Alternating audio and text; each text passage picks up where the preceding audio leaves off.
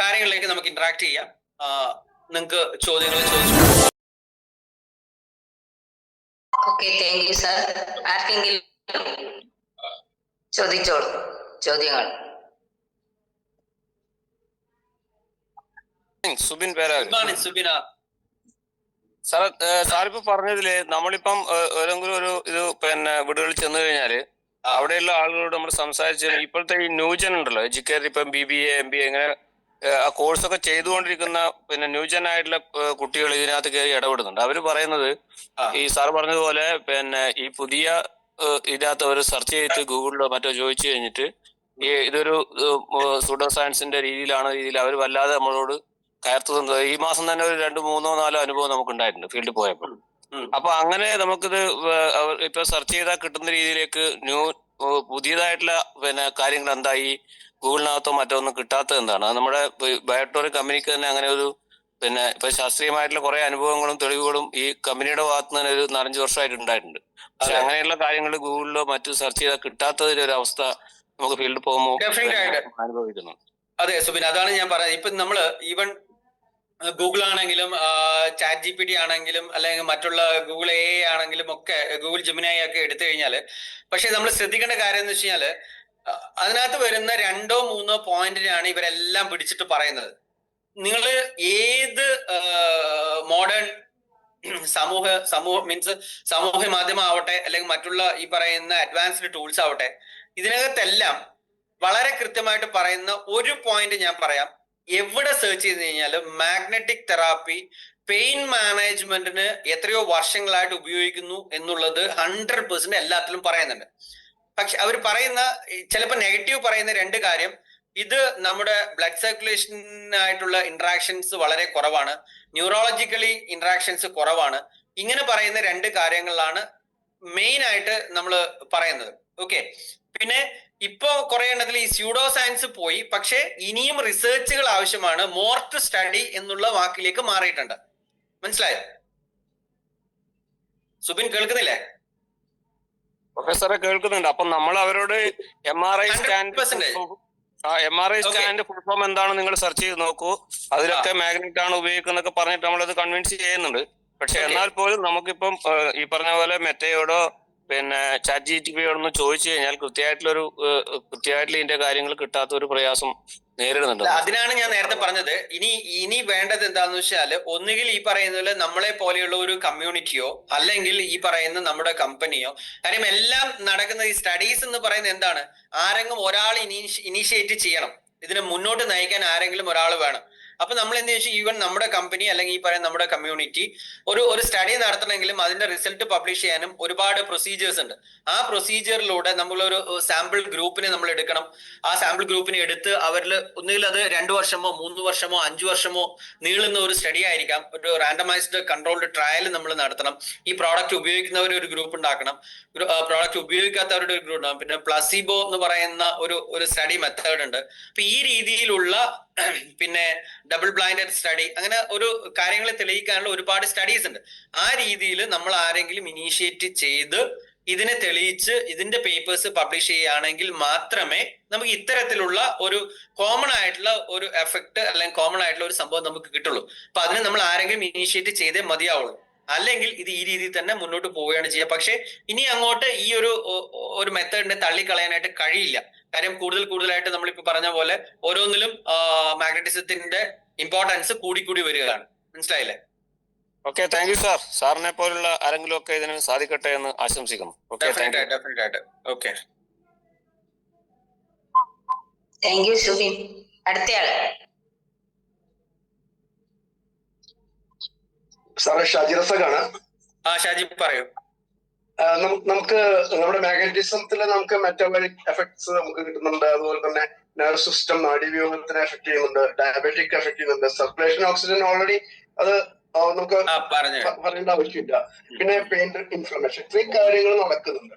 അതുകൊണ്ടാണ് നമുക്ക് നമ്മുടെ പ്രൊഡക്റ്റില് വളരെയധികം ഗുണങ്ങൾ ജനങ്ങൾക്ക് നൽകാൻ കഴിയുന്നത്. അപ്പൊ ഇത് നമുക്ക് ഫങ്ഷണൽ മെഡിസിൻസിലേക്ക് വരുന്ന സമയത്ത് നമുക്ക് ഇത് എങ്ങനെയാണ് അത് കണക്ട് ആവുന്നത്? എങ്ങനെയാണ്? പക്ഷെ നമുക്ക് മാഗ്നറ്റിസത്തിന്റെ കാര്യങ്ങൾ സാർ പറഞ്ഞു. സെക്കൻഡ് സാറ് ഫങ്ഷണൽ മെഡിസിൻസിനെ കുറിച്ച് പരാമർശിച്ചല്ലോ. ആ അപ്പൊ നമ്മുടെ ഇതും ഫങ്ഷണൽ മെഡിസിൻസും തമ്മിൽ എന്തെങ്കിലും രീതിയിലുള്ള ബന്ധം എന്തെങ്കിലും? അല്ല, ഫങ്ഷണൽ മെഡിസിൻ എന്ന് പറയുന്നത് ഒരു പുതുതായിട്ട് വളർന്നു വന്ന ഒരു ശാസ്ത്രശാഖയാണ് ഫങ്ഷണൽ മെഡിസിൻ എന്ന് പറയുന്നത്. അതായത് അതിന്റെ പേര് പോലെ തന്നെ ഇതാണ് കാര്യം. അതായത് നമ്മളിപ്പോ ഇപ്പൊ അലോപ്പതി ആണെങ്കിലും ആയുർവേദമാണെങ്കിലും ഹോമിയോപ്പതി ആണെങ്കിലും, അതായത് മരുന്ന് കൊടുത്ത് ചികിത്സിക്കുന്ന ചികിത്സാ ശാസ്ത്രത്തിൽ മുഴുവൻ ചെയ്തുകൊണ്ടിരിക്കുന്നത് എന്താണെന്ന് വെച്ചാണ് സിംറ്റംസിനെയാണ് ചികിത്സിക്കുന്നത്. മനസ്സിലായില്ലേ? ലക്ഷണങ്ങളെയാണ് ചികിത്സിക്കുന്നത്. നമ്മൾ ഏതെടുത്ത് ഇപ്പൊ നിങ്ങളൊരു പനി തലവേദന എന്ന് പോയി കഴിഞ്ഞാല് നമ്മളിപ്പോ ഒരു അലോപ്പതി ഡോക്ടറെ തോന്നിയാൽ നിങ്ങൾക്ക് ആദ്യം ആ പനിയും തലവേദനക്കുള്ള ഗുളികയാണ് തരുന്നത്. ഓക്കെ, നിങ്ങൾക്ക് എന്തുകൊണ്ട് തലവേദന വന്നു, അല്ലെങ്കിൽ നിങ്ങൾക്ക് എന്താണ് പനിയുടെ കാരണമെന്ന് നമ്മള് ആദ്യം തന്നെ ചിന്തിക്കാറില്ല. ഓക്കെ, പാരസെറ്റമോൾ തന്നു, പനി കുറഞ്ഞു, ബസ് കഴിഞ്ഞു. ഓക്കെ, പക്ഷെ ഫങ്ഷണൽ മെഡിസിൻ എന്ന് പറഞ്ഞു കഴിഞ്ഞാൽ നിങ്ങൾ ഒരു ഫങ്ഷണൽ മെഡിസിൻ പ്രാക്ടീസ് ചെയ്യുന്ന ഒരാളെടുത്ത് നിങ്ങൾ ഒരുപാട് ലക്ഷണങ്ങൾ പറഞ്ഞാൽ അവർ ലക്ഷണത്തെ മൈൻഡേ ചെയ്യില്ല. ഓക്കെ, അത് എന്തുകൊണ്ട് ഉണ്ടായി അതിന്റെ റൂട്ടിലേക്കാണ് പോവുക, അതിന്റെ വേരിലേക്കാണ് പോകുന്നത്. ഓക്കെ, അപ്പൊ അതിന് ചില ബ്ലഡ് ടെസ്റ്റുകൾ ഉണ്ട്. നിങ്ങളുമായിട്ടുള്ള ഒരു കറക്റ്റ് ഒരു 45 മിനിറ്റ് നിങ്ങളുമായിട്ടുള്ള സംഭാഷണം, കറക്റ്റ് ആയിട്ടുള്ള ഒരു കൗൺസിലിംഗ്, ഇതിനൊക്കെ എവിടുന്നാണ് ഈ രീതിയില് അങ്ങനെ മെഡിസിൻ ഇല്ലാതെ ചികിത്സിക്കുന്ന ഒരു ശാസ്ത്രശാഖയാണ് ഈ പറയുന്ന ഫങ്ഷണൽ മെഡിസിൻ എന്ന് പറയുന്നത്. അപ്പൊ അതിലേക്ക് നമ്മൾ ഈ പറയുന്ന മാഗ്നറ്റിസം നമുക്ക് എങ്ങനെ ഇമ്പാർട്ട് ചെയ്യാം എന്നുള്ളത് ആ രീതിയിൽ നമ്മൾ ആലോചിക്കണം. കാരണം അതിനകത്ത് മരുന്നില്ല, നമ്മുടെ ഈ പറയുന്നതിനകത്ത് മരുന്നില്ല. നിലവിൽ എന്തായാലും ഒരു കണക്ഷൻ വന്നിട്ടില്ല. ഞാൻ ഈ പറയുന്ന പോലെ ഇനി പഠനങ്ങൾ വരുന്നതോടൊപ്പം ഡെഫിനറ്റ് ആയിട്ട് ചിലപ്പോ ഒരു കണക്ഷൻ വന്നേക്കാം, അതിനൊരു സാധ്യതയുണ്ട്. എന്ത് തന്നെയാണെങ്കിൽ നമ്മുടെ ആൾക്കാർക്ക് ഈ റിസൾട്ട് കിട്ടുന്നില്ല എന്ന് പറയുന്ന ആൾക്കാർക്ക് എനിക്ക് പറയാനുള്ളത് എന്താന്ന് വെച്ചാല്, നമ്മളെപ്പോഴും നമ്മുടെ മലയാളിയുടെ ഒരു പ്രത്യേക ഒരു സ്വഭാവം എന്ന് പറയുന്നത്, നമ്മള് ഈവൻ ചില കാര്യങ്ങളിൽ ഇപ്പൊ ഞാനാണെങ്കിലും നമ്മളൊരു ആരംഭ ശൂരത്വം എന്ന് പറയുന്ന ഒരു പരിപാടി മാത്രമേ നമ്മൾ കാണിക്കാറുള്ളൂ. ഏതിനോടും തുടക്കത്തിൽ ഒരു ആവേശം ഉണ്ടാവും, പക്ഷെ കുറച്ച് കഴിയുമ്പോഴത്തേക്ക് നമ്മൾ ആ ആവേശം വിട്ടുകളയും. അപ്പോ ആദ്യം തുടക്കത്തിലൊക്കെ നമ്മുടെ പ്രോഡക്റ്റ് നമ്മൾ വളരെ കൃത്യമായിട്ട് നമ്മൾ വെള്ളം കുടിക്കും, ബെഡ് ഉപയോഗിക്കും, റിസ്റ്റ് ബാൻഡ് ഒക്കെ ഉപയോഗിക്കും. കുറച്ച് കഴിയുമ്പോഴേ നമ്മൾ എന്താവുന്ന ചിലപ്പോൾ ഒരു 2 മാസമോ ഒരു 3 മാസമോ അല്ലെങ്കിൽ ഒരു 5 മാസമോ ഒക്കെ കഴിയുമ്പോൾ സ്വാഭാവികമായിട്ടും ഇതെന്താവും, നേരെ താഴേക്ക് പോകും. അപ്പൊ പതുക്കെ നമ്മുടെ റിസൾട്ടുകളും എന്താവും, പിന്നിലോട്ട് പോകും. ആ ഒരു സ്വഭാവം മലയാളിയുടെ ഏറ്റവും ബേസിക് ആയിട്ടുള്ള ഒരു സ്വഭാവം നമ്മുടെ ഈ കാര്യത്തിൽ നമ്മൾ ഒരു കാരണവശാലും നമ്മൾ കാണിക്കരുത്. കാര്യം ഇതൊരു ലൈഫ് ലോങ് പ്രോസസ് ആണ്. നമ്മൾ എന്തായാലും മരണം വരെ നമ്മൾ ഡ്രസ് ഉപയോഗിക്കുന്നില്ലേ, മരണം വരെ നമ്മൾ പല്ല് തേക്കുന്നു, മരണം വരെ നമ്മൾ ഭക്ഷണം കഴിക്കുന്നു. അപ്പൊ അതുപോലെ ഉപയോഗിച്ചെങ്കിൽ മാത്രമേ നമുക്ക് ഈ പ്രോഡക്റ്റിന്റെ കുറിച്ചുള്ള റിസൾട്ട് 100% കിട്ടുള്ളൂ. ഞാൻ തുടക്കം മുതലേ നമ്മൾ പറഞ്ഞു, പഠനങ്ങൾ തെളിയിക്കുന്നത് മാഗ്നറ്റിസം നമ്മുടെ ബോഡിയെ എഫക്ട് ചെയ്യണമെങ്കിൽ അതിന്റെ ടൈം ഡ്യൂറേഷനും എക്സ്പോഷറും വളരെയധികം പ്രാധാന്യം നിറഞ്ഞതാണ്. ഇത് നമ്മുടെ മനസ്സിൽ ഒരു വലിയ തങ്കലിപികളാൽ എഴുതിയിടണം, എങ്കിൽ മാത്രമേ രക്ഷയുള്ളൂ. 4 ദിവസം ഉപയോഗിച്ചു, അയ്യോ സാറേ നടക്കുന്നില്ല, 5 ദിവസം ഉപയോഗിച്ച് നടക്കുന്നില്ല എന്നുള്ള ഒരു പരിപാടി ഇതിനകത്ത് നടക്കില്ല. സാറേ പറയൂ. കേൾക്കാം.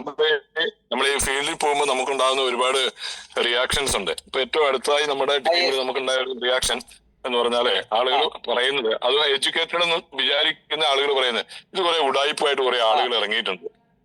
ഇതൊന്നും ഒരു ശരിയല്ല. രോഗം വന്നാൽ ചികിത്സിക്കാൻ ഇവിടെ ഹോസ്പിറ്റലുണ്ട്, മെഡിക്കൽ സംവിധാനങ്ങളുണ്ട്.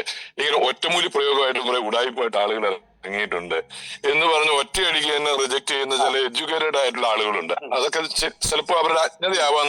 പക്ഷെ ഒറ്റയടിക്ക് കേൾക്കുമ്പോൾ ഉണ്ടാവുന്ന ഒരു പ്രയാസം ഫീൽഡിന് നമുക്ക് പല ആളുകൾക്കും പല രീതിയിലാണ് അതിനെ ഇതാവുക.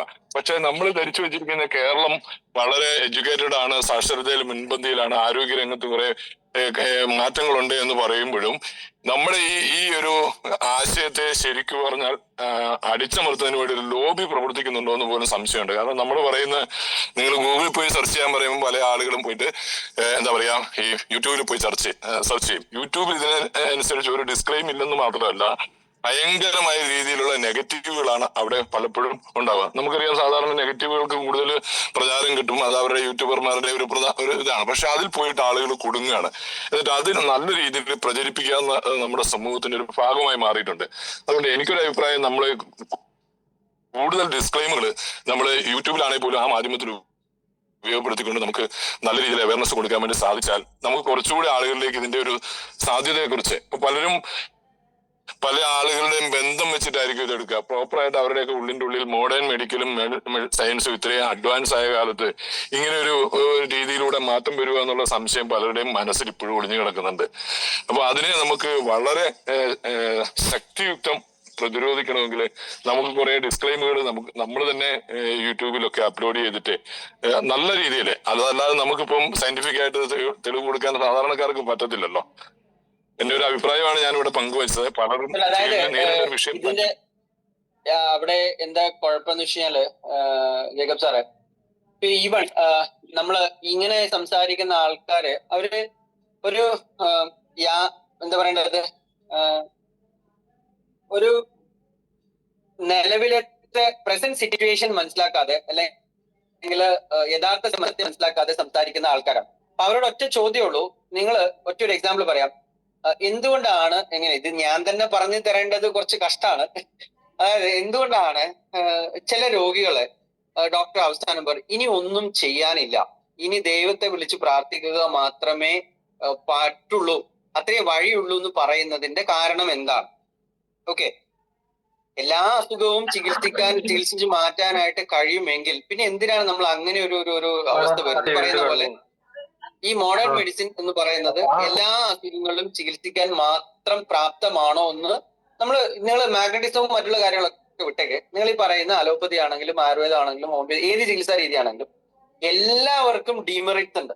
പക്ഷെ ആ ഒരു ഡീമെറിറ്റ്സ് കൂടുതലായിട്ട് നമുക്ക് ഇടയിൽ വരാത്തത് എന്തുകൊണ്ടാണെന്ന് വെച്ച് കഴിഞ്ഞാല് ഞാൻ നേരത്തെ പറഞ്ഞ പോലെ ബാക്കിയുള്ള എല്ലാത്തിനും സ്റ്റഡീസും റിസർച്ച് പേപ്പേഴ്സും എടുത്തു കാണിക്കാൻ കുറെ കാര്യങ്ങളുണ്ട്.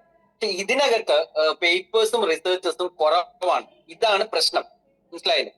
അപ്പൊ ഇതിനി ഭാവിയിൽ ഇംപ്രൂവ് ആയിട്ട് കൂടുതൽ ഡെവലപ്പായിട്ട് വന്നെങ്കിൽ മാത്രമേ നമുക്ക് പിടിച്ചു നിൽക്കാനായിട്ട് കഴിയുള്ളൂ. പക്ഷെ ഇവരോട് നമ്മൾ ഇങ്ങനെ എതിർക്കുന്നവരോട് നമുക്ക് കറക്റ്റ് ആയിട്ട് പോയിന്റ് ബൈ പോയിന്റ് വെച്ചിട്ട് നമുക്ക് മനസ്സിലാക്കാനായിട്ട് കഴിയും. പക്ഷെ ചില ആൾക്കാര് എന്ത് പറഞ്ഞാലും മനസ്സിലാവില്ല എന്ന് പറയുന്ന ഒരു സ്വഭാവം എടുക്കുന്ന സമയത്ത് എന്ത് ചെയ്യാൻ പറ്റും?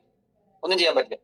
അപ്പൊ അത്തരം ആൾക്കാർ തൽക്കാലം പറഞ്ഞു നടക്കട്ടെ, ബാക്കിയുള്ളവര് കാര്യങ്ങൾ ഉപയോഗിക്കട്ടെ എന്ന് വിചാരിക്കാൻ മാത്രമേ കഴിയുള്ളൂ. അങ്ങനെ പറയുന്ന ആൾക്കാരെ നമ്മൾ തൽക്കാലം തള്ളിക്കളയുക, അത്രേ പറ്റുള്ളൂ. ഓക്കെ സാർ, ഇത് നമ്മൾ ഫീൽഡിൽ നേരിടുന്ന ഒരു വിഷയമാണ് ഞാനിപ്പോ ഇവിടെ സൂചിപ്പിച്ചത്. മെയിൻ വിഷയമാണ്, ശരിയാണ്, മനസ്സിലായി. ഞാൻ അതുകൊണ്ട് തന്നെയാണ് നിങ്ങൾ ഫീൽഡിൽ എന്ത് പ്രശ്നമാണ് എന്താണ് പറയുന്നതെന്ന് വളരെ നിങ്ങളെ പോലുള്ള ആൾക്കാരാണ് നടക്കുന്നത് മുഖത്ത് നോക്കി പറയും. അല്ല പക്ഷെ അത്രേ ഉള്ളൂ. കാര്യം വെച്ചാൽ നമുക്ക് ഞാനീ പറഞ്ഞതുപോലെ ഞാൻ ഇപ്പൊ പറഞ്ഞിരിക്കുന്നത്, അതുകൊണ്ടാണ് ഞാൻ ഇതില് വേറെ മറ്റു പല കാര്യങ്ങളിലേക്കും കടക്കാതെ വളരെ പോയിന്റഡ് ആയിട്ട് ഇത് സയന്റിഫിക് ആണ് എന്ന് തെളിയിക്കുന്ന രീതിയിലുള്ള കാര്യങ്ങൾ മാത്രം അതിലേക്ക് ഞാൻ ഒതുക്കി നിർത്താനുള്ള കാരണം അതാണ്, മനസ്സിലായില്ലേ? ഇന്നിപ്പോ ഞാൻ എന്റെ എടുത്തിരിക്കുന്ന സ്ലൈഡ്സ് മുഴുവൻ ആ രീതിയിൽ കോൺസെൻട്രേറ്റ് ചെയ്യാനുള്ള കാര്യം ഇതാണ്. ഓക്കെ സാർ, ഇത്ര ആധികാരികമായിട്ട് നമുക്ക് ഒരു ക്ലാസ് ഇതിനു മുമ്പ് കിട്ടിയിട്ടില്ല. ഇത് എല്ലാവർക്കും ഉപകാരപ്രദമായിട്ടുണ്ടെന്ന കാര്യത്തിൽ ഒരു സംശയമില്ല. Thank you sir. Hello sir, Sumesh sir, ഈ ഒരു മാഗ്നറ്റിക് ഫീൽഡ് ബ്ലഡിന് എന്തെങ്കിലും കണ്ടന്റിന്റെ കുറവോ കൂടുതലോ ഉള്ള ആളുകൾക്ക് എഫക്റ്റ് ആവാത്ത ആളുകളുണ്ടോ? അങ്ങനെ ഒരു ഡോക്ടർ സാഗതേഷ് സാറ് കേരളത്തിൽ വന്ന സമയത്ത് ഇത് 80% ചുരുക്കം ചില 20% താഴെ ആളുകൾക്ക് ഈ ബോഡിയിൽ ഫീൽ ആവില്ല എന്ന് പറഞ്ഞിരുന്നു. അപ്പൊ അത് നമ്മളിപ്പോ ബ്ലഡില് കുറവ് കൂടുതൽ ഇങ്ങനെയൊക്കെയുള്ള കേസുകളിലുള്ള പലതും ഉണ്ട്. അതെന്താന്ന് നമുക്ക് മനസ്സിലായിട്ടില്ല. അപ്പൊ അങ്ങനെ ഉണ്ടോ ഇല്ല എന്നുള്ളതാണ്. ചില ആളുകൾക്ക് ഒന്നും ഇത് ഫീൽ ആവുന്നില്ല എന്നുള്ളത് പറയുന്നു. അത് ചിലപ്പോ നമ്മള് ഈ അയൺ ഡെഫിഷ്യൻസി ഉള്ളവർക്ക് നമുക്ക് അത്ര വേണ്ടത്ര രീതിയിൽ എഫക്ട് ആവുന്നില്ല എന്നുള്ളതായിരിക്കും അദ്ദേഹം ഉദ്ദേശിച്ചിട്ടാവും. കാര്യം നമ്മുടെ ശരീരത്തില് ഫെറിറ്റിൻ എന്ന് പറയുന്ന ഒരു മോളിക്യൂളിനെ ബേസ് ചെയ്തിട്ടാണ് ഈ സാധനം വർക്ക് ചെയ്യുന്നത്. ഓക്കെ, ഒരിക്കലും ചിന്തിക്കേണ്ടത് എന്താണെന്ന് വെച്ച് കഴിഞ്ഞാല് മനുഷ്യ ശരീരത്തിലുള്ള അയണും പുറമേ കാണുന്ന അയണും രണ്ടാണ്. ആ രൂപത്തിലല്ല നമ്മുടെ മനുഷ്യ ശരീരത്തിലുള്ളത്. ഒറ്റ വാക്കിൽ ഉത്തരം പറഞ്ഞാൽ ഈ ഫെറിറ്റിൻ ഡെഫിഷ്യൻസി ഉള്ളവർക്ക് ചിലപ്പോൾ വേണ്ടത്ര രീതിയിൽ വർക്ക് ചെയ്യുന്നില്ല എന്നുള്ളതായിരിക്കും അദ്ദേഹം ഉദ്ദേശിച്ചിട്ടുണ്ടാവും. ഓക്കെ, അത് നമ്മൾ ഇപ്പോഴും അങ്ങനെ തന്നെയാണ്. പണ്ട് നമ്മൾ നിങ്ങൾക്ക് രക്തക്കുറവുണ്ടെന്ന് പറയാറുള്ളൂ, പക്ഷെ ഇപ്പൊ അതിനെ കുറച്ചും കൂടെ സ്പെസിഫൈ ചെയ്തിട്ട് നിങ്ങൾക്ക് ഏത് രീതിയിലുള്ള അയൺ ഡെഫിഷ്യൻസി ആണ് എന്ന് കണ്ടുപിടിക്കാനുള്ള മാർഗം നിലവിലുണ്ട്. അപ്പൊ ആ രീതിയിൽ തന്നെയാണ് അതിന്റെ ട്രീറ്റ്മെന്റും ചെയ്യുക. ഓക്കെ,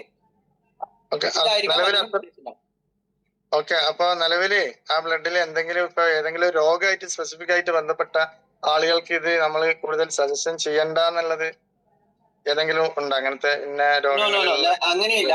ചില കണ്ടീഷൻസിൽ ഇപ്പൊ ഞാൻ തന്നെ എന്റെ അടുത്ത് തന്നെ നമുക്ക് നമ്മുടെ പല ആൾക്കാരും നമ്മൾ വിളിച്ച് ചോദിക്കാറുണ്ട്, സാറേ ഇന്നാണ് അസുഖം അല്ലെ ഇന്നാണ് പ്രശ്നം, അതുകൊണ്ട് ഇവർക്ക് നമ്മൾ ഇത് കൊടുത്തോട്ടെ എന്നുള്ളത്.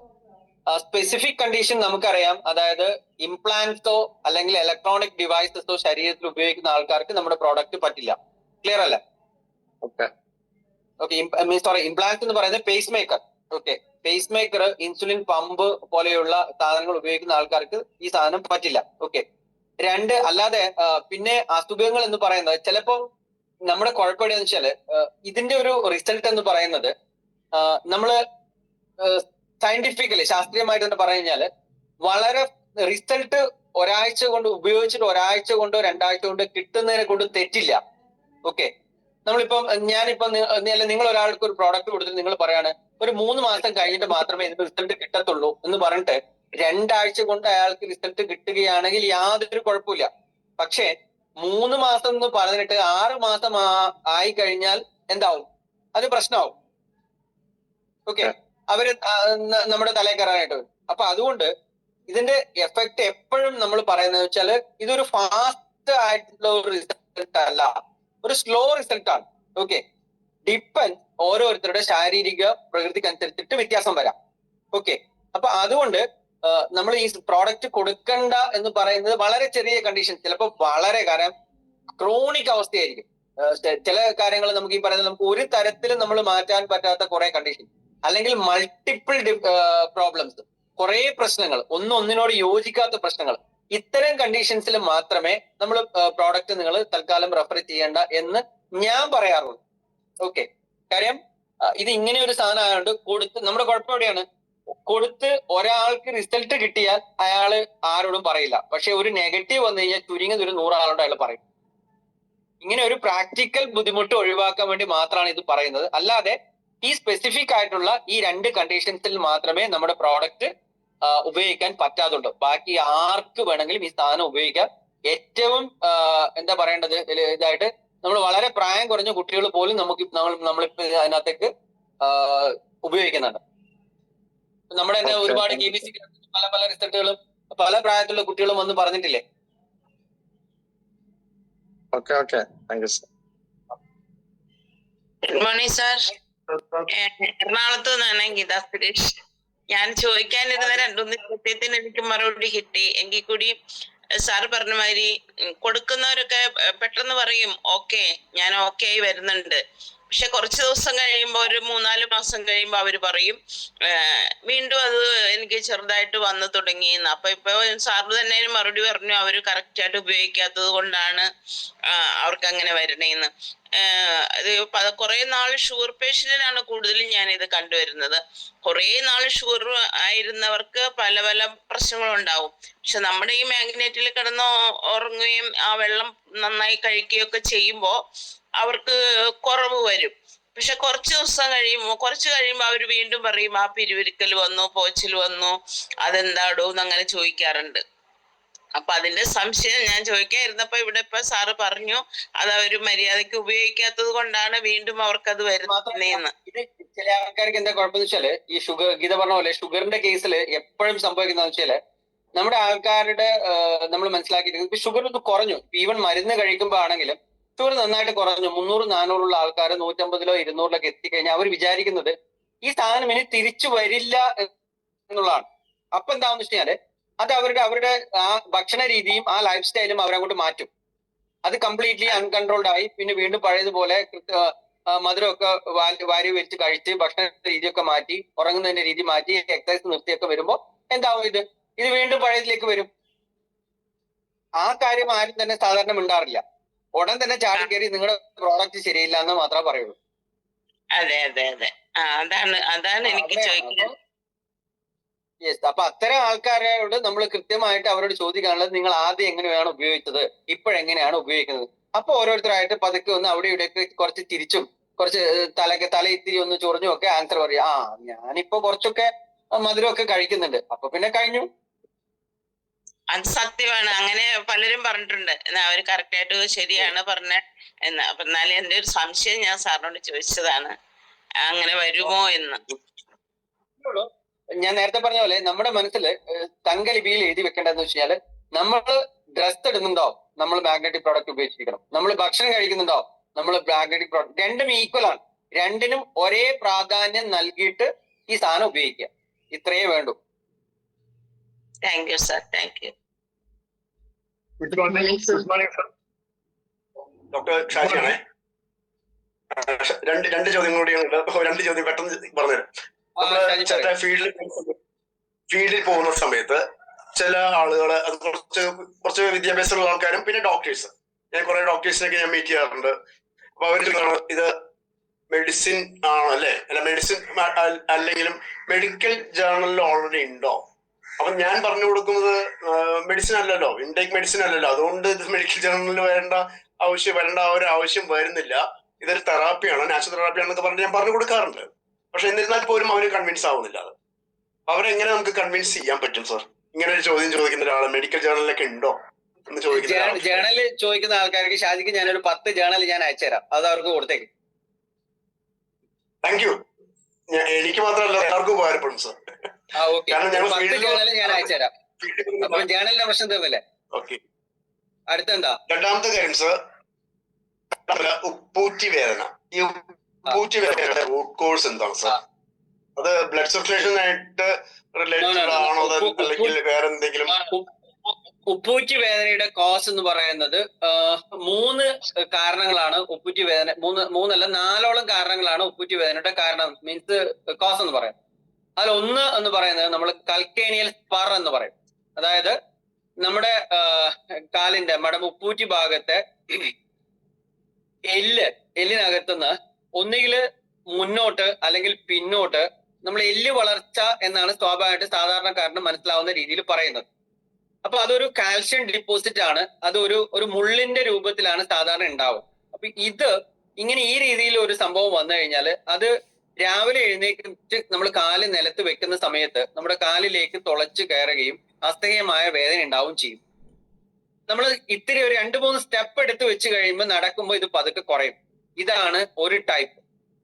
രണ്ടാമത്തത് നമ്മള് ബേഴ്സൈറ്റീസ് എന്ന് പറയും. അതായത് ഈ ഉപ്പൂറ്റിയുടെ തൊട്ടുമേലെ നമ്മുടെ കാലിനെ മുന്നോട്ടും പിന്നോട്ടും വലിക്കുന്ന ടെൻഡോ അക്റ്റിലിസ് എന്ന് പറയുന്ന ഒരു ടെൻഡൻ ഉണ്ട്. ഈ ടെൻഡനും ഈ കൽക്കേനിയൽ ബോണും തമ്മിൽ ജോയിന്റ് ആവുന്ന സ്ഥലത്ത് ഒരു ബേഴ്സ, അതായത് ഒരു എന്താ പറയാ, നമ്മൾ കുമിളന്നോ എന്നൊക്കെ പറയുന്ന രീതിയിൽ ഒരു പൊങ്ങല് വരും. ഇത് ഈ ടെൻഡനിലേക്ക് പ്രസ് ആയിട്ട് വേദന വരാം. ഇതാണ് ബേഴ്സൈറ്റീസ് എന്ന് പറയുന്നത്.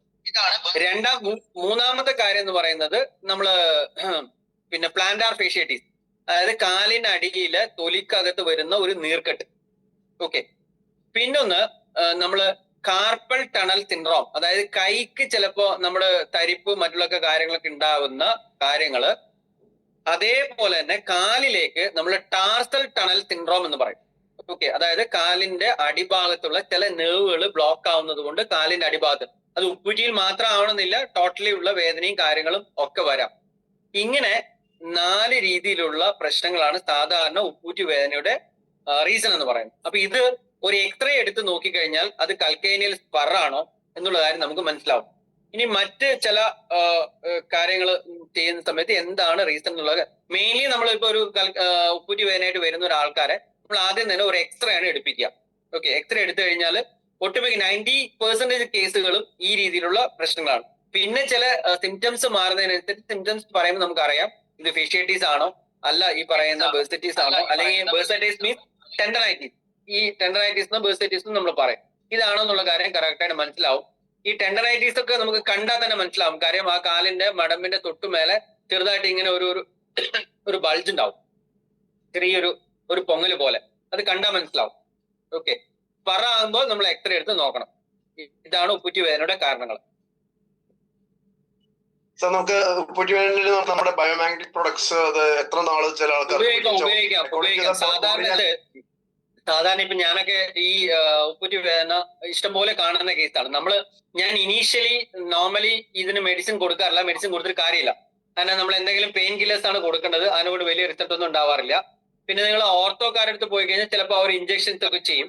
അതും ടൈം ബേസ്ഡ് ആണ്. ഞാനൊരു മിനിമം 3 മാസമാണ് സാധാരണ വരുന്ന ആൾക്കാരോട് പറയാറ്. ഓക്കെ, ഒരു 3 മാസം വരെ നിങ്ങൾ ഞാൻ പറയുന്ന കാര്യങ്ങൾ ചെയ്യണം എന്നുള്ളതാണ്. എങ്കിൽ മാത്രമേ റിസൾട്ട് ഉണ്ടാവും. അതുപോലെ നമ്മുടെ ബയോമാഗ്നറ്റിക് പ്രോഡക്ട്സ് രാത്രിയിൽ ഈ വേദനയുടെ ഭാഗത്ത് കെട്ടിവെച്ച് കിടക്കുന്നതൊക്കെ വളരെ നല്ലതാ, കുഴപ്പമൊന്നുമില്ല. മിനിമം ഒരു 3 മാസമെങ്കിലും ഉപയോഗിക്കണം. ഓക്കെ. നമ്മുടെ ആ വലിയ റിസ്റ്റ് ബാൻഡ് വലുതില്ലേ പാഡ്, അത് അവിടെ വെച്ച് കെട്ടി കിടന്നു കഴിഞ്ഞാൽ വേദനക്ക് ഒരുപാട് വ്യത്യാസം ഉണ്ടാവും. Okay sir, thank you very much.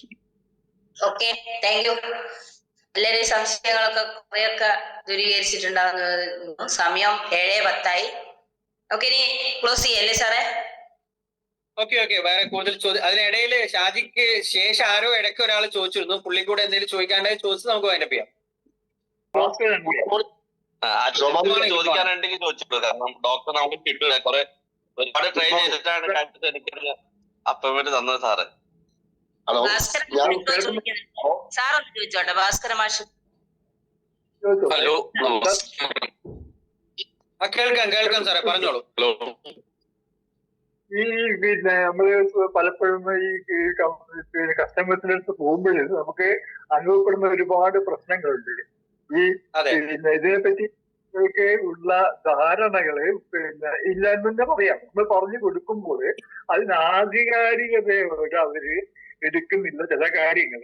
അതുകൊണ്ടുള്ള ഡിഫക്റ്റ് നമ്മൾ പിന്നെ വീണ്ടും ഫോളോ അപ്പ് കൊണ്ട് പിന്നെ പരിഹരിച്ചിട്ട് പോലും ഇപ്പൊ ഉദാഹരണത്തിന് എനിക്ക് ഏറ്റവും അധികം ബാധിക്കുന്നത് വെള്ളത്തിന്റെ വാട്ടറിന്റെ ഇതാണ്.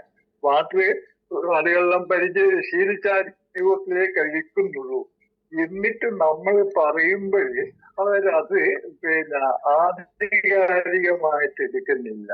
കാരണം അവർക്ക് ഇവിടുന്ന് ഒരു സ്ഥാപനത്തിൽ നിന്നോ അല്ലെങ്കിൽ ഒരു ക്ലിനിക്കിൽ നിന്നോ അത് ഇതുവരെ കിട്ടുന്നില്ല, പബ്ലിക്കിൽ നിന്നൊന്നും കിട്ടുന്നില്ല. നമ്മൾ പറയുന്ന ഇത്ര വെള്ളം കുടിക്കണം, ആ വെള്ളം കുടിച്ചേ ശരിയാവൂ.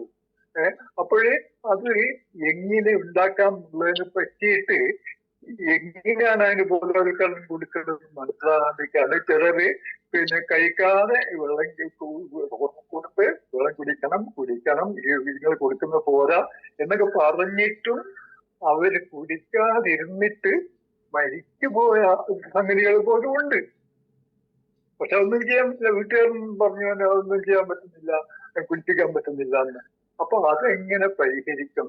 ഇത്ര വെള്ളം വേണം ഒരു മനുഷ്യ, ഇത്ര ഗ്ലാസ് വേണം എന്നുള്ള എന്തെങ്കിലും ഒരു സൂചന അവർക്ക് ആധികാരികമായിട്ട് കൊടുക്കാൻ പറ്റുന്നതാണ് എന്റെ ഗവേഷണ വിഷയമാണ്.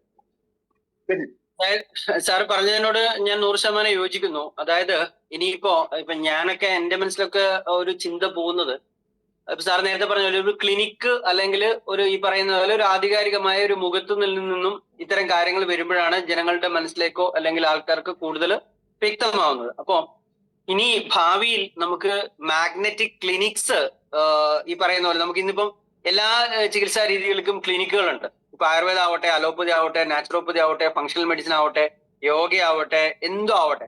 ഇനി ഭാവിയിൽ ഈ മാഗ്നറ്റിക് തെറാപ്പി ക്ലിനിക്കുകള് കുറച്ചുകൂടെ ഇതായിട്ട് വരികയാണെങ്കിൽ എനിക്ക് തോന്നുന്നു ജനങ്ങൾക്ക് കുറച്ചുകൂടെ കൂടുതലായിട്ട് മനസ്സിലാവും. കാര്യം ഇനി അതിന്റെ ഒരു സാധ്യതയെ കുറിച്ച് പഠിക്കേണ്ടിയിരിക്കുന്നു. കാര്യം ഈവൻ ഗവൺമെന്റ് ഒക്കെ അപ്രൂവ് ചെയ്ത അവസ്ഥയിൽ ഡെഫിനറ്റ് ആയിട്ട് മാഗ്നറ്റിക് തെറാപ്പി ക്ലിനിക്കുകൾ സ്റ്റാർട്ട് ചെയ്യാനായിട്ട് സാധിക്കും. അതെനിക്ക് തോന്നുന്നു നമ്മുടെയൊക്കെ കമ്പനിക്ക് പോലെയുള്ള അത് നമ്മളെ പോലെയുള്ള ആൾക്കാരെ എന്തെങ്കിലും ഒരു പ്രപ്പോസലൊക്കെ കൊടുത്ത് അതിന്റെ എന്തെങ്കിലും നിയമവശങ്ങൾ ഉണ്ടെങ്കിൽ അത് ക്ലിയർ ചെയ്തിട്ട് ഇത്തരം ക്ലിനിക്കുകൾ വരികയാണെങ്കിൽ നമുക്ക് കുറച്ചുകൂടെ എളുപ്പമായിരിക്കും എന്നുള്ളതാണ് എനിക്ക് തോന്നുന്നത്. പിന്നൊന്ന്, നമുക്ക് ഈ പറയുന്ന നമ്മുടെ ഈ ബോധവൽക്കരണ ക്ലാസ്സുകൾ അല്ലെങ്കിൽ അവയർനെസ് ക്ലാസ്സുകൾക്ക് ഒരു പരിധിയുണ്ട്. കാര്യം കുറച്ച് ആൾക്കാർ മാത്രം വിചാരിച്ചാൽ നടക്കുന്ന ഒരു സംഭവമല്ല. പിന്നെ മാനസികമായിട്ടുള്ള മറ്റു പല പ്രശ്നങ്ങളും അതിനകത്തുണ്ട്. ഇൻഡിവിജ്വലി വേണമെങ്കിൽ ഞാൻ നേരത്തെ സുബിന്റെ അടുത്ത് പറഞ്ഞു അല്ലെങ്കിൽ ഷാജിയുടെ അടുത്ത് പറഞ്ഞ പോലെ നമുക്ക് തെളിവുകൾ ഒരുപാട് തരാനായിട്ട് കഴിയും. ജേണലുകളാവട്ടെ അല്ലെങ്കിൽ സ്റ്റഡി റിപ്പോർട്ട്സുകളാവട്ടെ, അതൊക്കെ നമുക്ക് കൊടുക്കാം. അത്തരം കാര്യങ്ങൾ ഇപ്പൊ നമുക്ക് ചെയ്യാനായിട്ട് കഴിയുള്ളൂ. ജേണലുകളോ അതുപോലെയുള്ള മറ്റുള്ള സ്റ്റഡീസുകളുടെ റിപ്പോർട്ടുകളൊക്കെ നമുക്ക് ഇത്ര ആൾക്കാർക്ക് കൊടുക്കാം. അതുകൊണ്ട് ഭാവിയിൽ നമുക്ക് അത്തരം കാര്യങ്ങളെ കുറിച്ച് നമുക്ക് ആലോചിക്കാനായിട്ട് നമുക്ക് കഴിയേണ്ടിയിരിക്കുന്നു. ഞാൻ നേരത്തെ പറഞ്ഞ പോലെ സ്റ്റഡീസ് കൂടുതലായിട്ട് വരണം. നിലവിൽ ഒറ്റ വാക്കിൽ ഉത്തരം പറഞ്ഞു കഴിഞ്ഞാൽ ഇത്തരം ആധികാരികത ചോദിക്കുന്നവർക്ക് നമുക്ക് ഇതുപോലുള്ള പേപ്പേഴ്സോ മറ്റു കാര്യങ്ങളൊക്കെ നമുക്ക് കൊടുക്കാം. അത്രേ നമുക്ക് പറ്റുള്ളൂ. അക്കാര്യത്തില് ഞാനൊരു കാര്യം ഞാൻ പറയാം. ഒരു 100% ക്ലിനിക്ക് അല്ലെങ്കിൽ കൂടി നമ്മുടെ ഈ പ്രോഡക്റ്റ് ഉപയോഗിച്ച് കഴിഞ്ഞാൽ ആൾക്കാർക്ക് മാറ്റമാവട്ടെ, നെഗറ്റീവ് ആവട്ടെ പോസിറ്റീവ് ആവട്ടെ, പക്ഷെ അത് പബ്ലിക്കായിട്ട് ഉപയോഗിക്കാനുള്ള ഒരു സംരംഭം അടുത്ത ഒരു 2 മാസത്തിനകത്ത് ഞാൻ എന്തായാലും സ്റ്റാർട്ട് ചെയ്യുന്നുണ്ട്. 100%. തീർച്ചയായിട്ടും നല്ലൊരു കാര്യമായിരിക്കും. അതിന് എല്ലാവിധ സപ്പോർട്ടും. കാരണം നമുക്ക് തന്നെ പല രോഗം മാറാത്തവരോട് പറയാലോ, ഇങ്ങനെ ഒരു പുതിയ ഒരു ചികിത്സ ഒരു ക്ലിനിക്ക് തുടങ്ങിയിട്ടുണ്ട്, നിങ്ങൾ അവിടെ ഒന്ന് പോയി നോക്കൂ. പല രീതിയിലുള്ള ഒരു 2 മാസത്തിനകത്ത് അത്തരം ഒരു സാധനം നമുക്ക് എല്ലാവർക്കും പ്രതീക്ഷിക്കാം. സാറേ, എന്റെ പേര് ഗിരിജ എന്നാണ്. സാറേ, ഈ കൗണ്ട് കാരണം കൊണ്ട് നമുക്ക് ഹ്യൂമൻ ബോഡി കൗണ്ട് കൂടുന്നത്, എന്തെങ്കിലും പേഷ്യന്റ് കൗണ്ട് എനിക്ക് കൗണ്ട് കൂടുതൽ, എനിക്ക് ഈ പ്രോഡക്റ്റ് ഉപയോഗിക്കാമെന്ന് ചോദിച്ചു. അപ്പൊ നമ്മൾ അങ്ങനെയുള്ള ആ പേഷ്യന്റിന് ഏത് പ്രോഡക്റ്റ്, ബൈ പ്രോഡക്റ്റുകളിൽ ഏതാ നമ്മൾ കൊടുക്കേണ്ടത്, റെഫർ ചെയ്യേണ്ടവർക്ക്? ഈ കൗണ്ട് കൂടുതൽ ഏത് കൗണ്ടാണ് കൂടുതൽ എന്നുള്ള കാര്യം നമ്മൾ അവരെ ആരോഗ്യസ്ഥിതിയെ കുറിച്ച് നമ്മൾ പഠിക്കണം. അവരുടെ ബ്ലഡ് റിസൾട്ടിനെ കുറിച്ച് ഒന്ന് പഠിക്കണം. എന്ത് കൗണ്ടാണ് കൂടുതലെന്ന്. കൗണ്ട് പല രീതിയിലാണ്. അവര് എന്നോട് ചോദിച്ചു, നിങ്ങളുടെ ഈ പ്രോഡക്റ്റ് പിന്നെ എനിക്ക് വേണം. അവർക്ക് പിന്നെ 2 ദിവസം വയറ് കൂടുതലാണെന്നും പറഞ്ഞു. അപ്പൊ നമ്മൾ ആദ്യം ഈ മാഗ്നറ്റിക് പ്രോഡക്റ്റുകൾ കൊടുത്തിട്ട് പിന്നെ നമുക്ക് ഒക്കെ കൊടുക്കുന്നത് സജസ്റ്റ് ചെയ്യാവോ ഡോക്ടർ? അതെ, അവരുടെ അസുഖം എന്തൊക്കെയാണെന്നുള്ള കാര്യം നമ്മൾ ആദ്യം ഒന്ന് പഠിക്കണം. ഓക്കെ, ഫോണിൽ കൂടെ ആണ് ഡോക്ടർ, ഡയറക്റ്റ് അല്ല. അവര് ഫോണിൽ കൂടെ കോണ്ടാക്ട് ചെയ്തേ. ഓക്കെ, അപ്പൊ അങ്ങനെയാണെങ്കിൽ ജസ്റ്റ് അവരുടെ ബ്ലഡ് റിസൾട്ട് എന്തെങ്കിലും ഉണ്ടെങ്കിൽ, ഈ കൗണ്ട് കൂടുതൽ എന്ന് പറയുന്നതിന്റെ റിസൾട്ട് എന്തെങ്കിലും ഉണ്ടെങ്കിൽ നിങ്ങൾ അത് വാങ്ങിക്കും. നമുക്കത് റെഫർ ചെയ്തിട്ട് നമുക്ക് സാധാരണ രീതിയിൽ വലിയ പ്രശ്നങ്ങളൊന്നും വരാനില്ല. എന്നാൽ കൂടെ നമുക്കൊന്ന് ആധികാരികമായി മനസ്സിലാക്കി ചെയ്യുന്നതായിരിക്കും നല്ലത്. Okay doctor, thank you. Hello Subesh doctor. Yes, പറയൂ. സാറേ, കീമോ ചെയ്യുന്നതിനെ പറ്റി അതിന്റെ അത് ഡീറ്റെയിൽസ് എങ്ങനെയാന്ന് വെച്ചാല്, കീമോ ചെയ്യുന്ന ഒരു വ്യക്തിക്ക്, ഒരു പേഷ്യന്റിന് ഇത് എത്രമാത്രം ഉപകാരപ്പെടും എന്നതാണ്. ഒരു എന്റെ സ്ലൈഡ് അജിത്ത് കണ്ടിട്ടില്ല. അതിനകത്ത് കൃത്യമായിട്ട് പറയുന്നുണ്ടല്ലോ, ക്യാൻസർ ട്രീറ്റ്മെന്റിൽ മാഗ്നറ്റിക് തെറാപ്പി ഉപയോഗിക്കാം. പിന്നെ അതിന്റെ 100% കീമോ ചെയ്യുന്ന ഒരാൾക്ക് നമ്മുടെ പ്രോഡക്റ്റ് ഉപയോഗിക്കാം, ഒരു കുഴപ്പമില്ല. Good morning sir. മോർപ്പവറും ഈ അൾട്രാബറിയും ഒരുമിച്ച് യൂസ് ചെയ്യുമ്പോ അതുകൊണ്ട് മോർപ്പവറും അൾട്രാബറിയും ഒരുമിച്ച് ഉപയോഗിക്കരുത്. കാരണം രണ്ടിലും അത്രയും സാധനങ്ങൾ നമ്മുടെ ശരീരത്തിലോട്ട് ലോഡ് ചെയ്യരുത്. Okay sir. ഓക്കെ. അതേപോലെ ഈ ഫങ്ഷണൽ മെഡിസിന്റെ ഒരു ഡെഫിനിഷൻ ലളിതമായിട്ട് ഒന്ന് പറഞ്ഞ് കൊടുക്കാൻ പറ്റുമോ? എന്താണ് ഈ വാട്ട് ഈസ് ഫങ്ഷണൽ? ഞാനത് ഡീറ്റെയിൽ ആയിട്ട് തന്നെ പറഞ്ഞു. ഫങ്ഷണൽ മെഡിസിൻ എന്ന് പറയുന്നത് നമ്മുടെ രോഗങ്ങളുടെ റൂട്ട്, അതായത് യഥാർത്ഥ വേര് കണ്ടെത്തി, അതായത് അതിനൊരു പ്രോസസ് ഉണ്ട്. പ്രോസസ് എന്ന് പറഞ്ഞു കഴിഞ്ഞാൽ നമ്മളായിട്ട് ഒരു 40 മിനിറ്റ് ടോക്കാണ് അതിന്റെ ആദ്യത്തെ ഒരു ടൂൾ എന്ന് പറയുന്നത്. ഓക്കെ, അപ്പൊ അതിലൂടെ നമ്മുടെ രോഗം ആരംഭിച്ച പ്രായം, അത് നമ്മുടെ ജീവിത രീതി, നമ്മുടെ ഭക്ഷണ രീതി, ഇങ്ങനെ മുഴുവൻ കാര്യങ്ങളെയും അനലൈസ് ചെയ്തിട്ട് നമ്മുടെ രോഗത്തിന്റെ മൂല കാരണം കണ്ടുപിടിക്കുന്ന ഒരു ശാസ്ത്ര ശാഖയാണ് ഫങ്ഷണൽ മെഡിസിൻ എന്ന് പറയുന്നത്. അതിനകത്ത് മരുന്നില്ല, പകരം ലൈഫ് സ്റ്റൈൽ മോഡിഫിക്കേഷൻസും അതുപോലെ തന്നെ സപ്ലിമെന്റ്സ്, ഇത്തരം കാര്യങ്ങളാണ് ആക്ച്വലി അതിൽ ഉപയോഗിക്കുന്നത്. ഇതാണ് ഒറ്റ വാക്കിൽ പറയാനുള്ളത്. Okay sir, thank you so much sir. Good morning sir. Good morning sir. Good morning. Sir, എന്റെ പേര് സുധ എന്നാണ്, കരുനാഗപ്പള്ളി സുധയാണ്. സുധ പറയൂ. നേരത്തെ ഒരു സോറിയാസിന് പ്രോഡക്റ്റ് കൊടുക്കാൻ നിൽക്കുന്ന ഒരു മാഡത്തിന്റെ സംസാരം ഞാൻ കേട്ടത് കൊണ്ട് അവരോട് പറയുന്നതായിട്ടാണ് ഞങ്ങളൊരു 3 പേർക്ക് സോറിയാസിന് റിസൾട്ട് എടുത്ത ആൾക്കാരാണ്. അതായത് ആ മാഡത്തിന് വേണ്ടിയിട്ടാണ് ഞാനിപ്പോ ഇത് പറയുന്നത്. നമ്മൾ പ്രോഡക്റ്റ് കാര്യം കൂടെ പറയണം. അവര് കുളിച്ചതിന് ശേഷം നമ്മുടെ മാഗ്നറ്റൈസ്ഡ് വാട്ടർ ഒഴിച്ച് ദേഹത്തേക്ക് ഒഴിച്ചു വിടാൻ പറയണം. എന്നിട്ട് അത് ഡ്രൈ അയക്കണം, ആ ശരീരത്ത് തന്നെ നിർത്തി ഡ്രൈ അയക്കുക. അതിനുശേഷം മാത്രം അവര് തുടക്കരുതെന്ന് പറയണം. അതായത് കുളിച്ചതിന് ശേഷം നമ്മുടെ മാഗ്നറ്റൈസ്ഡ് വാട്ടർ 2 ബോട്ടിൽ എടുത്തിട്ട് അത് അവരുടെ ശരീരത്തിലേക്ക് ഒഴിച്ചു വിടാൻ പറയണം. അത് ആ ശരീരത്തിൽ നിന്ന് തന്നെ ഡ്രൈ ആകും. അങ്ങനെ റിസൾട്ട് എടുക്കാൻ പറ്റും. ആ മാഡത്തിനോട് ഇതൊന്ന് പറയാൻ വേണ്ടിയിട്ടാണ് ഞാനിപ്പോ കയറിയത്. 3 പേര് മാഡം കേൾക്കുന്നുണ്ട്, ശോഭന മാഡം കേൾക്കുന്നുണ്ട്. കേൾക്കുന്നുണ്ട്. അപ്പൊ ഇത് റിസൾട്ട് ഞങ്ങൾ 3 പേർക്ക് എടുത്തതാണ്. ഓ ശരി. നമ്മുടെ കെ ബി സിയുടെ ഗ്രൂപ്പിൽ തന്നെ ഒരുപാട് റിസൾട്ടുകൾ വന്നിട്ടുണ്ട്. അപ്പൊ അത് റെഫർ ചെയ്യാവുന്നതാണ്, കുഴപ്പമില്ല. ഓക്കെ സാറേ, ഓക്കെ, താങ്ക് യു. ഡോക്ടർ ഒരു ഡൗട്ടാണ് സാർ. പിന്നെ നമ്മളൊരു പേഷ്യന്റ് അടുത്ത് പോയപ്പോ അവർക്ക് ഷുഗർ ഉണ്ടായിരുന്നു. അപ്പൊ അവർക്ക് പിന്നെ കാലിനൊരു വലത് കാലിന് നീര് വന്നിട്ട് കാലിന്റെ അടിഭാഗത്ത് നമുക്കൊരു വളവുണ്ടല്ലോ, കാലിന്റെ അടിയിൽ ആ വളവ് ഇല്ല, അത് പാരലായി പോയി. പിന്നെ കാലൊരു വശത്ത് ഒരു വശത്തേക്ക് കുറച്ച് ചരിവ് പോലെയുണ്ട് കാല് നേരെ വെച്ച് നടക്കുമ്പോഴൊക്കെ. അപ്പൊ അവർക്ക് നടക്കുമ്പോൾ ബാലൻസ് കിട്ടാത്തൊരു പ്രശ്നം ഉണ്ടായിട്ടുണ്ട്. അപ്പം ഇപ്പൊ പ്രൊഡക്റ്റ് കൊടുത്തിട്ടുണ്ട്, പക്ഷെ പെട്ടെന്ന് അത്ര റിക്കവർ ആയി. നമ്മളിപ്പോ കഴിഞ്ഞ ദിവസം പോയിരുന്നു, പക്ഷെ അവർക്കത് രാവിലെ എഴുന്നേൽക്കുമ്പോൾ നീര് കുറയും, പിന്നെ നടന്നു തുടങ്ങുമ്പോൾ നീര് കൂടും. മനസ്സിലായി. നമ്മള് ഇതൊരു എന്താ പറയുക, അസുഖം എന്ന് പറയുന്നത് ഇതൊരു മെക്കാനിക്കൽ ഡിഫോൾട്ട് ആണ്. നിങ്ങൾ പറഞ്ഞ പോലെ ആ ആർച്ച് ഇല്ലാതിരിക്കുക എന്ന് പറയുന്നത് അതൊരു ശരീരത്തിന്റെ രൂപത്തിൽ വരുന്ന, അല്ലെങ്കിൽ അതിന്റെ ആ പ്രോപ്പർ ഒരു മെക്കാനിക്കൽ രീതി, അതായത് നമ്മുടെ ശരീരത്തിന്റെ ഓരോ അവയവത്തിനും അതിൻ്റെതായിട്ടുള്ള സ്പെസിഫിക് ആയിട്ടുള്ള രൂപവും ഭാവവും വേണം. അപ്പൊ അതില്ലാതായത് കൊണ്ട് വന്നിരിക്കുന്ന അസുഖമാണ്. അപ്പൊ പ്രോഡക്റ്റ് കൊടുക്കുന്നതോടൊപ്പം തന്നെ അതിനൊരു മെക്കാനിക്കൽ കറക്ഷൻ കൂടി കൊടുത്താലേ നിങ്ങൾ ഈ ഉദ്ദേശിക്കുന്ന റിസൾട്ട് കിട്ടും. അല്ലാതെ വെറും പ്രോഡക്റ്റ് കൊടുത്തതിനെ കൊണ്ട് കാര്യമില്ല. മനസ്സിലായോ? അപ്പൊ അദ്ദേഹത്തിന് ഈ ആർച്ച് സാറിന്റെ നമ്പർ കൊടുത്തിട്ടുണ്ട്, സാറെ വിളിക്കാന്ന് പറഞ്ഞിട്ടുണ്ട്. സാറിന് നമ്പർ കൊടുത്തിട്ടുണ്ട്. ഓക്കെ. അതിന് കാരണം വെച്ചാൽ അതിന് എല്ലാരും കേൾക്കാൻ വേണ്ടി പറയാണ്, നമ്മൾ ഇത്തരം ശരീരത്തിന്റെ ഈ മെക്കാനിക്കൽ ഡിഫോൾട്ടുകൾക്ക് നമ്മുടെ പ്രോഡക്റ്റ് കൊടുക്കുന്നതോടൊപ്പം ആ മെക്കാനിക്കൽ ഡിഫോൾട്ട് കറക്റ്റ് ചെയ്യാനുള്ള അഡീഷണൽ എന്തെങ്കിലും സപ്പോർട്ട് കൂടെ നമ്മൾ കൊടുക്കേണ്ടി വരും. അല്ലാതെ വെറുതെ പ്രോഡക്റ്റ് മാത്രം കൊടുത്തതിനെ കൊണ്ട് കാര്യമില്ല. ഞാൻ പ്രോഡക്റ്റ് ഉപയോഗിക്കുന്ന ഒരു 1.5 വർഷമായിട്ട് പ്രോഡക്റ്റ് ഉപയോഗിക്കുന്നുണ്ട്. എന്റെ കാര്യം തന്നെയാണ്.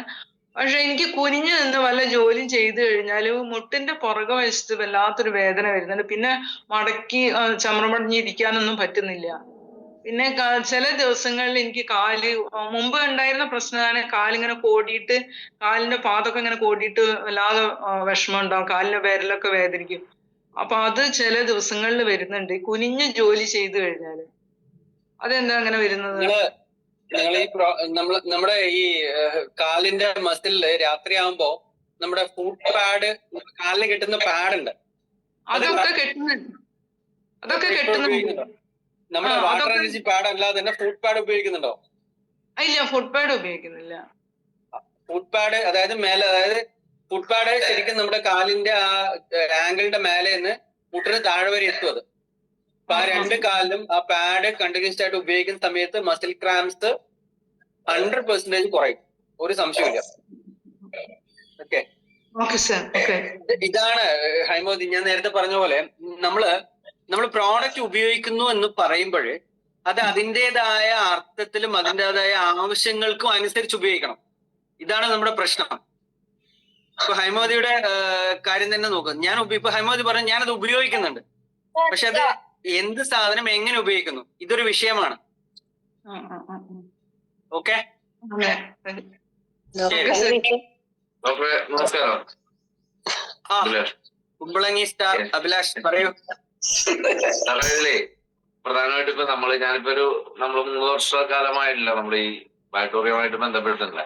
പല ആളുകളും നമ്മൾ ഈ രോഗികളെ തേടി നമ്മളുള്ള യാത്രയിലാണ് ഭൂരിഭാഗം ആളുകൾ.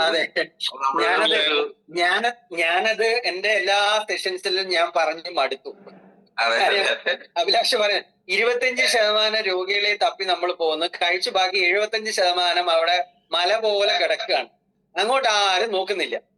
അതെ, അതിലൊരു പ്രധാനപ്പെട്ട ഒരു വിഷയം എന്താ പറയാ, ഞാൻ ഈ കൊടുത്തതില് ആയിരക്കണക്കിന് പ്രൊഡക്റ്റുകൾ നമ്മൾ ടീം വഴി കൊടുത്തിട്ടുണ്ട്.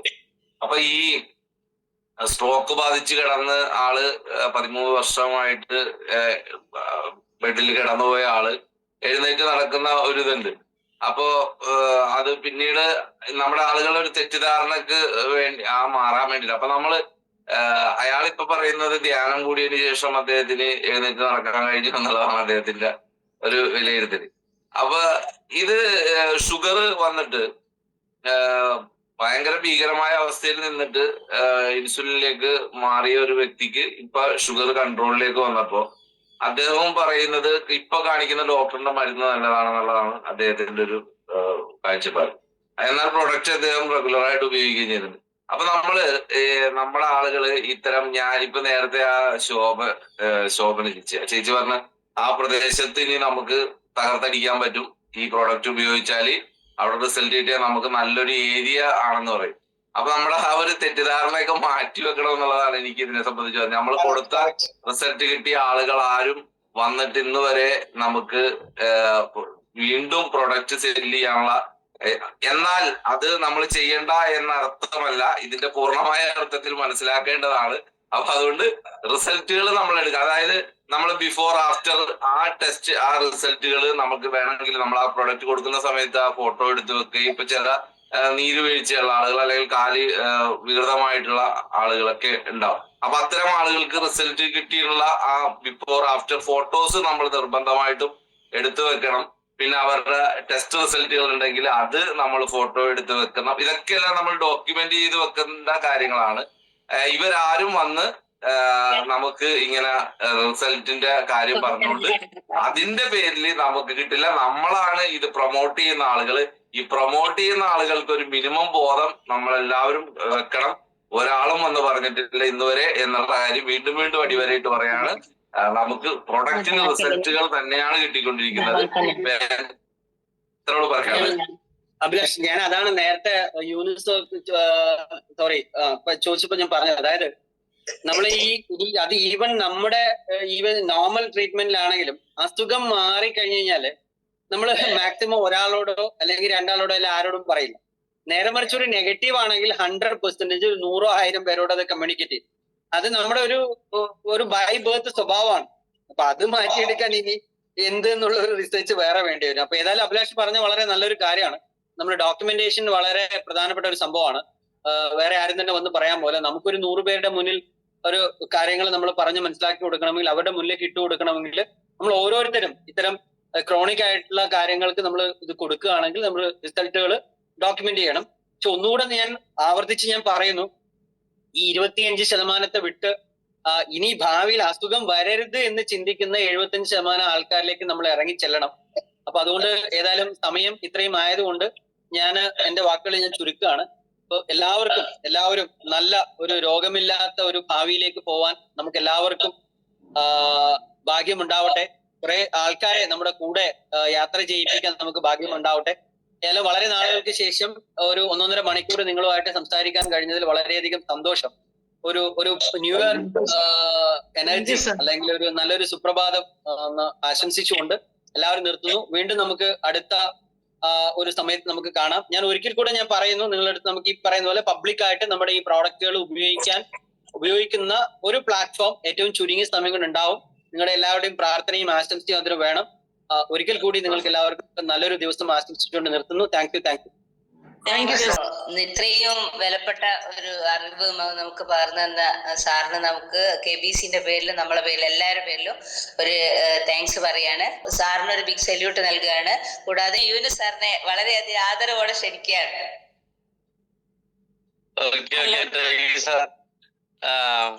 ഞാൻ വൈൻഡപ്പ് അവിടെ തന്നെയാണ് കൊടുത്തിരുന്നത്. സാറില്ല, എന്തായാലും വളരെ സന്തോഷം. ഞാൻ കുറച്ച് ദിവസങ്ങളായി ഞാൻ സാറിന് ഒരു അപ്പോയിന്റ്മെന്റ് വേണം, ഇവിടെ കുറച്ച് ആളുകൾക്ക് കുറച്ച് കാര്യങ്ങൾ അറിയണമെന്ന് വളരെ അഭിമാനം തോന്നി വന്നിരുന്ന കുറച്ച് ആളുകൾ കുറെ കാര്യങ്ങൾ ചോദിച്ച് മനസ്സിലാക്കി.